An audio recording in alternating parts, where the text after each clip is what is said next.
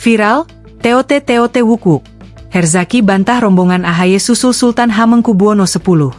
Sebuah video pendek berdurasi tak lebih dari 1 menit kembali memantik perdebatan publik. Dalam rekaman itu, tampak mobil milik Sri Sultan Hamengkubuwono X berhenti di lampu merah. Namun, beberapa detik kemudian, rombongan kendaraan berplat merah melintas dengan pengawalan patwal, lengkap dengan suara sirene yang khas, TOT Wukuk. Adegan itu memunculkan satu pertanyaan sederhana, namun syarat makna.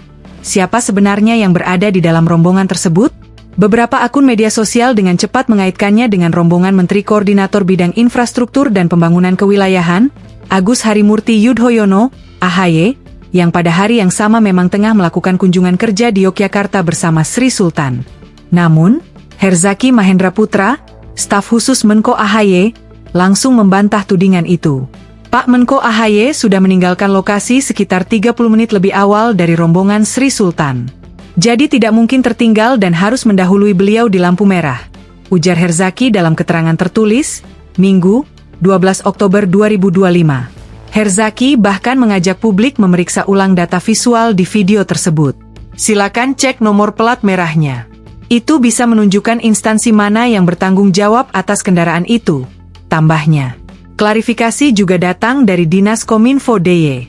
Koordinator Humas IKP, Ditya Nanario Aji, membenarkan bahwa kendaraan yang berhenti di lampu merah memang milik Sri Sultan Hamengkubuwono X. Ditya menjelaskan, saat kejadian, Sultan tengah mendampingi Menko AHY meninjau jembatan Pandan Simo di Kabupaten Bantul. Setelah sebelumnya bersama-sama meninjau proyek air bersih di Karangmojo, Gunung Kidul. Menariknya, Ditya menegaskan bahwa Sri Sultan dikenal jarang menggunakan fasilitas pengawalan, bahkan ketika menjalankan tugas resmi di wilayahnya sendiri. Kemungkinan besar rombongan yang terlihat melintas itu berasal dari kementerian, tapi untuk pastinya tentu harus dikonfirmasi ke pihak terkait, ujarnya. Download Tribun X sekarang, menghadirkan lokal menjadi Indonesia.